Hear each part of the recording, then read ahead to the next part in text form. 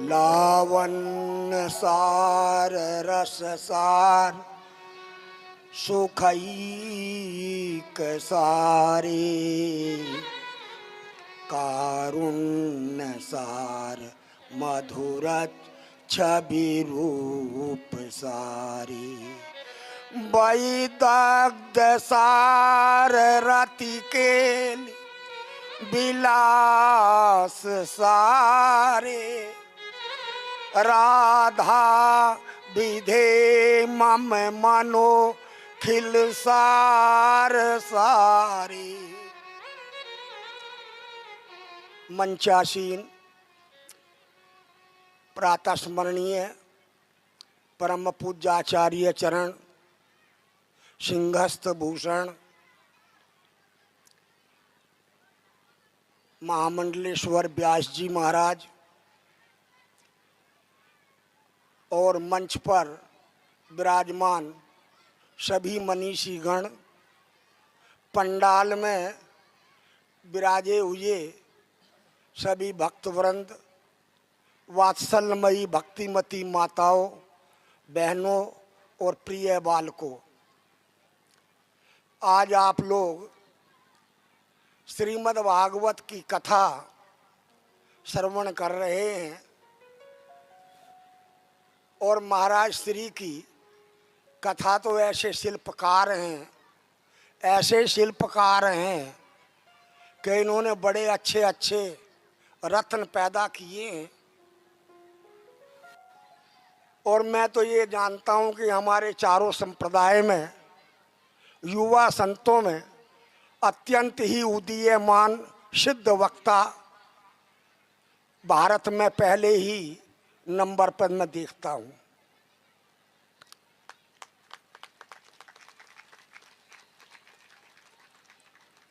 ये सब श्रीमद् भागवत की ही कृपा है, क्योंकि आज के जितने भी नवीन नवीन वक्ता उत्पन्न होते हैं वो श्रीमद् भागवत का मोल भाव कर लेते हैं, परंतु हमारे यहाँ वृंदावन के रसिकों ने कहा कि कथा भी कहाँ सुने, किससे सुने फिर, कि प्रथम सुनो भागवत भक्त मुख भगवत वाणी, दूजे आराधे इष्ट भक्ति व्यास नव भांत बखानी, तीसर करे गुरु समझ सर्वज्ञ रसीलो, चौथे होए विरक्त बसे बन राज्य सीलो, पांचे भूले देह सुधी और छठे भावना रास की, और साते पावे रस रीत श्री स्वामी हरिदास की। इस पंडाल में मैं देख रहा हूँ बहुत से अनुयायी हितानुयायी बैठे हुए हैं। वो सोच रहे होंगे कि गुरुजी महाराज मंच पे आ गए, क्योंकि हमारे आचार्य चरणों ने कह दिया कि निगम ब्रह्म पर सत नहीं, जो रस सबते दूर, और कियो प्रगट हरिवंश जू रसकन जीवन मूर। आपने शायद नेही नागरीदास जी का चरित्र सुना होगा। बंचन जी का डोल है राधा वल्लभ जी के मंदिर के पास, कभी आप दर्शन करते हुए निकलते हैं कुंज गलियों से, तो वहीं पर नेही नागरीदास जी की कुटिया थी। श्री हित हरिवंश महाप्रभु के तृतीय पुत्र गोपीनाथ जी महाराज श्रीमद् भागवत की कथा कहते थे बंचन जी के डोल पर, और ये अपने भजन में सिद्ध थे। श्री हित 84 जी के अपने समूचे जीवन में मात्र 16 ही पद पढ़ पाए, और श्रीमद् राधा सुधा निधि के 270 श्लोकों में से मात्र एक ही श्लोक पढ़ पाए। तो आप समझ लो कि कैसे भाव सिद्ध महापुरुष थे कि जिनके सिंह शिष्य हो गया। ऊंचा गांव चिकसोली बरसाना गांव में भिक्षा करने के लिए जाया करते। ऐसे ही दशम स्कंद की कथा हो रही थी अनेकों भक्त लोग हितानुयायी आते थे। तो वहां पर जब कथा सुनते, कहने लगे महाराज ऐसे कैसा भजनानंदी है ये। अरे गुरुजी महाराज कथा कह रहे हैं और ये निकट में रह करके कथा भी नहीं सुन रहे। इनको तो भजन का अहंकार हो गया है। तब गुरुजी ने एक दिन निकले जा रहे थे कुटिया के पास से। आज भी वो कुटिया किसी ब्रजवासी के अधिकार में है। बड़ी छोटी छोटी ईंटों से बनी हुई कुटिया है, नेही नागरीदास जी की। और इनकी समाधि राजा के महल से प्रिया जी के महल तक बीच में है, स्तूप के आकार की। वहां पर एक पद लिखा हुआ है, राधे तेरो भलो बनो बरसानो, पीरी पोखर प्रेम सरोवर, भानो खर को नहानो, नागरी दास बास बरसानो, भागमती जग जानो। भागमती जग जानो। अब भागमती का स्मरण किया, क्योंकि भागमती नाम की जो बाई थी ये इनकी भाभी थी, जो राज परिवार से थी। तो ये जान लो कि गुरुजी महाराज ने आज्ञा दी और आकर के वो भागवत में बैठ गए। दशम स्कंद की कथा है, बड़ी प्रिय रसमयी है। आप लोग सब इकट्ठे होके आ जाओ, कथा सुनो, तुम भी सुन लो। बहुत अच्छे अच्छे रसिक मर्मज्ञ आ रहे हैं। तब तो श्रीहित 84 जी के 7वें पद का चिंतन कर रहे थे।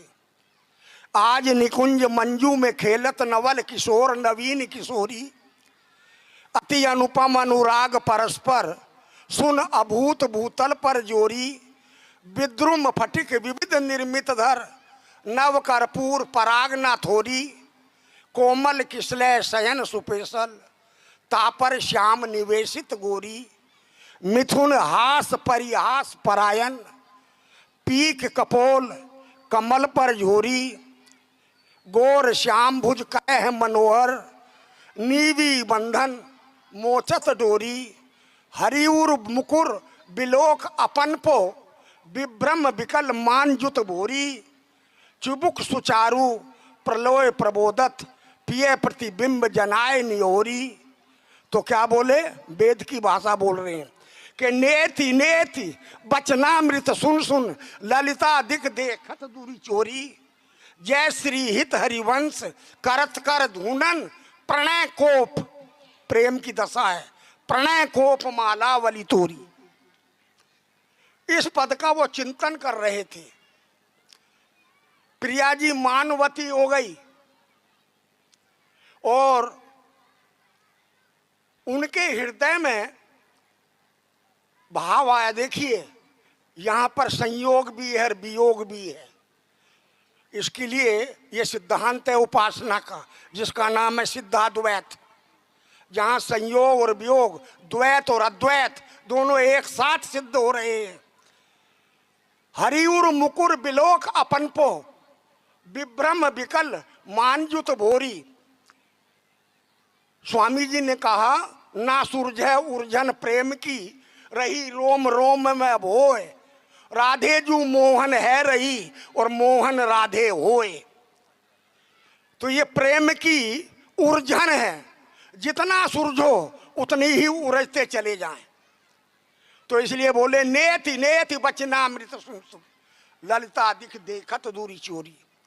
तो वहां पर लाल जी उनकी दशा को देखकर उनकी चिबुक सहला रहे थे प्रिया जी की। प्रिया जी मानवती हो गई हैं कि तुम्हारे ही हृदय पटल पर, वक्ष स्थल पर किसी अन्य सुंदरी का वास हो गया है। हरि उर मुकुर बिलोक अपनपो, विभ्रम प्रेम की दशा मान जुत भोरी। तो लाल जी जो हैं बार बार अपने कोमल कर कमलों से उनकी ठोड़ी को सहला रहे थे, और इधर व्यास जी श्रीमद् भागवत की कथा सुना रहे थे कि धेनु का सुर आया और हम्बा हम्ब करता हुआ उसने बछड़ों में गायों में उत्पात मचा दिया। तो ये घटना धनगांव के पास की है। जब 84 कोस की यात्रा में जाते हैं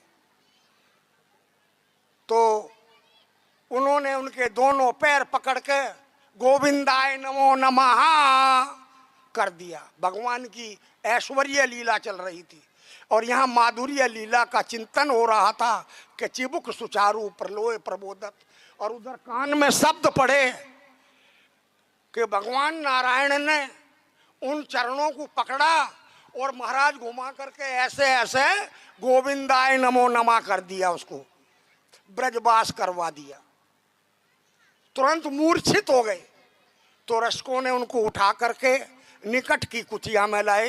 गुरुजी जानते थे उनकी दशा को, गुरुजी जानते थे दशा को कि ये कैसे भाव सिद्ध है। उनको उठा के ले गए तो बेहोश हो गए। प्रेम के अष्ट सात्विक विकार, स्वर भंग हो गया, वैवर्ण हो गया, और उनको उठा करके जो कुटिया में ले आए। जब गुरुजी महाराज गए चेतना में लए कि नागरीदास जी आप कहाँ थे? बोलो कि गुरुदेव अब से मुझे कथा सुनने के लिए मत बुलाना, अब मुझे भागवत की कथा सुनने की मत बुलाना। तो उसके बाद फिर वो बरसाने चले गए, वृंदावन छोड़ दिया। उन्होंने अपनी सबसे पहली रचना में लिखा कि सुंदर श्री बरसानो निवास। पंच महाप्रभु का जो प्रेम धर्म है कि कहते हैं कि सुख मुख वचन श्रवण सुनावहूं, तब हरिवंश नाम कहाऊं, धरे धर्म हरिवंश को। तो उन्होंने जो कहा है कि निगम ब्रह्म पर सत नहीं, जो रस सब तय दूर।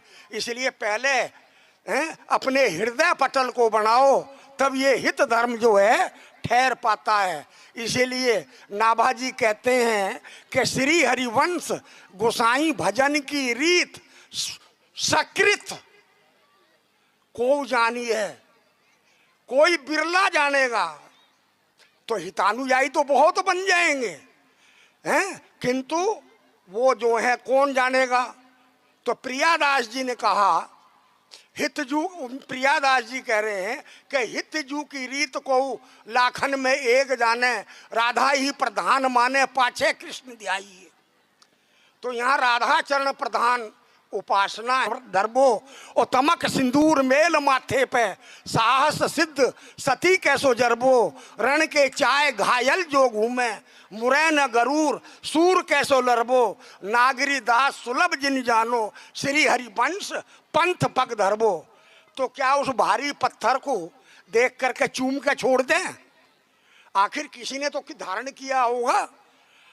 तो जिन्होंने सेवक जी महाराज का चरित्र लिखा, उन्होंने कहा कि हरिवंश जय जय श्री हरिवंश सकृत सेवक लसे। उस सकृत को इसलिए नागरीदास जी कहते हैं कि प्रथम श्री सेवक पद सिर नाऊं, करो कृपा श्री दामोदर मोपे, श्री हरिवंश चरण रति पाऊं। अब बात को मैं ही समेटता हुआ चल रहा हूँ, क्योंकि महाराज जी ने जन्मदिन की आशीष की बात कही है और हमारे आचार्य चरणों ने भी कहते हैं कि आशीष तो अभी हुई नहीं है, समय अपनी गति से भाग गया है।